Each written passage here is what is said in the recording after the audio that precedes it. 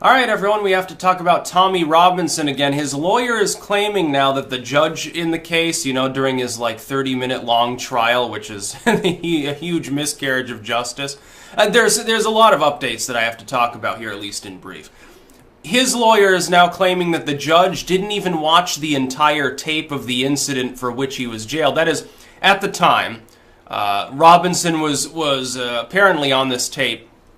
He was told basically about restrictions on reporting about, basically what was happening at the trial venue. And he was like, yeah, I know.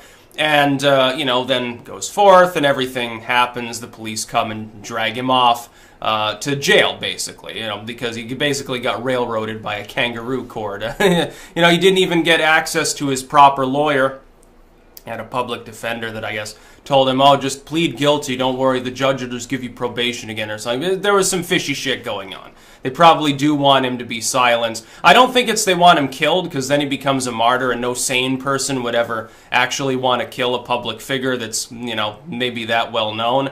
Because it just ends up hurting you. It makes you look very, very bad if that happens. But you do want to throw him in jail and silence him. So, I mean, they'll probably just toss him in solitary for the next 10 months. Keep him safe from people that want to throw acid at his family, apparently. That's the other part. His family and of course, him as well, are all being intimidated on a regular basis. Meanwhile, a lot of the British public appears to think that he's still like, a Nazi stormtrooper or something. I don't get that feeling from him. They say, well, he's Islamophobic. Well, criticism of religion is not a phobia. I criticize Christianity. That doesn't make me Christophobic. It means I look at the doctrine, or I look at the history of Christianity. I'm like, it's uncomfortable to me. Organized religion generally is not a good thing within mankind. If we look at its effects on the realm of human existence, primarily negative. Spirituality is really positive. When it becomes organized and you have a priest, an imam, a cleric of some sort or something telling you what to do, typically it gets misused by the political structure or the cultural structure of whatever society you happen to be in. So it wouldn't surprise me, actually, if the judge didn't look at the tape, because it was a foregone conclusion what was going to happen. Look, all he was doing was standing there with a phone saying, basically there's a trial going on. It's a grooming gang, blah, blah, blah. And there are a lot of people, it's like... sometimes you see people who are really, pro-gun, they're pro-Second Amendment. Here they'll say, but another person, their opinion is disqualified from being taken seriously because they were arrested on firearm charges in some draconian state where people aren't allowed to have firearms. And it's like you're a hypocrite. You're not understanding the way the world actually works. You're fixated on the legalistic side of things, like literally the statist side, rather than the ideological or philosophical side of what you're actually arguing for. It's kind of interesting. The same is true here. You have people who are defending the UK because, well, yeah, Robinson broke the law. It might have fucked up the trial, but the system itself is corrupt. The actual law itself is the problem. Tommy Robinson is not a problem for breaking a law that is in the first place totally illegitimate. Look, here in the United States, you wouldn't get arrested for that. It's an illegitimate law. It's not going to endanger the trial if you are recording outside and talking about a grooming gang or something. How is that going to taint a jury pool? How many of the people would even watch his broadcast? It doesn't make any sense. The fact that it would be considered a legal defense, and I don't believe it worked anyway, so pragmatically, where's the harm done? The fact that in the UK you could use as a legal defense, well, Tommy Robinson was outside aiming his fucking iPhone at the door, and so we can't get a proper jury for our trial. That's nonsense. That's totally, totally wrong. And by the way, where was the jury when Tommy Robinson was thrown into prison? Where was that jury trial? Where was his day in court?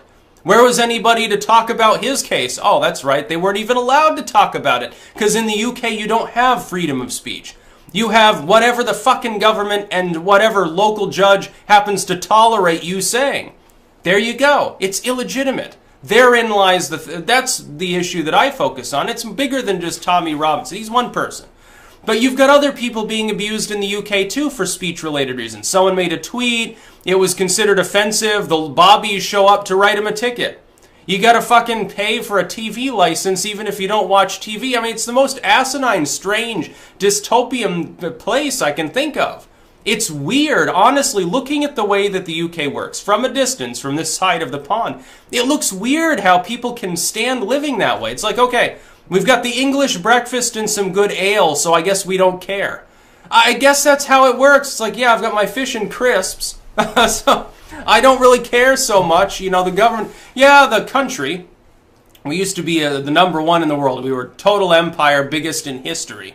Now we're one island, basically, and a little sliver of another, and part of this island wants to secede.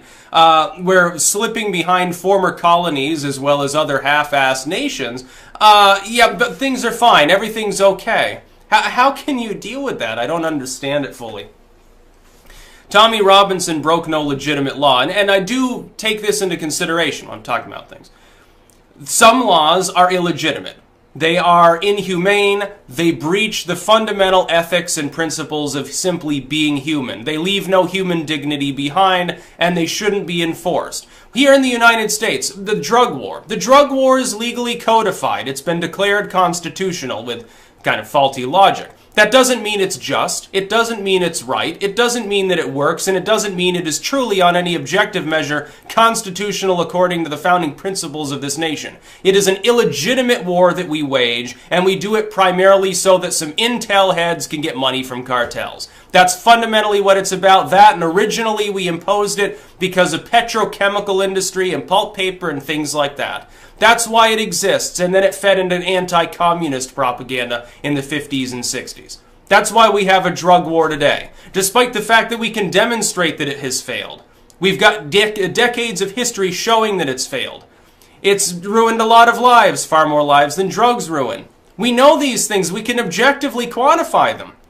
Those laws are totally inept. The scheduling system is objectively wrong, even according to its own formulation. The fact is that the drug scheduling system in the United States, it's not even rightfully applied. If it were, then a lot of legal substances would be, you know, actually, like tobacco would be a Schedule I substance. It's highly addictive. It's highly dangerous. It has no medical benefits. Well, then why isn't it completely banned? Oh, that's right, we export a lot of cigarettes. No, I don't think it should be banned at all. I don't think any drug should be banned, but you get the principle. They don't even adhere by their own rules. UK. Let's say someone technically has breached the rules, but they're like a lamestream journalist. Do you think that they'd get dragged away for 11 months in prison? No, if it were anyone other than Robinson, I don't think that he would. It doesn't matter what his political affiliation is. You can think he's a bigot, you can think he's a vile person, just a despicable human being. Believe what you want. He still should not be bound by illegitimate laws that are inappropriately being enforced within the UK. I'm still struggling to figure out exactly how you can possibly justify such restrictions on reporting reality anyway. Oh, well, the reality is too dangerous for the public. We're going to restrict you from even hearing about it. To the point where somebody like me, people in the UK, word of mouth style, have to take info from the UK. They can't report on it publicly. They have to talk privately to like an American or someone in France or Sweden or something, and then they have to report on it, so that then people in the UK can then go back to it and actually read what's happening. Why does this make any sense? And how does it make sense to try to restrict broadcasting? Just thinking pragmatically. Is it sensible to suggest that in today's internet era, you can actually restrict it anyway? No, what happened is that Tommy Robinson went totally viral. It would have been a local or regional phenomenon. People in England would have been kind of up in arms. Everyone else would have ignored it if there hadn't been restrictions placed on reporting about the fact that he had been rearrested for probation violation. The judge in that case almost sealed the fate of the UK's government in regards to this situation by imposing the broadcasting restriction on the case to begin with.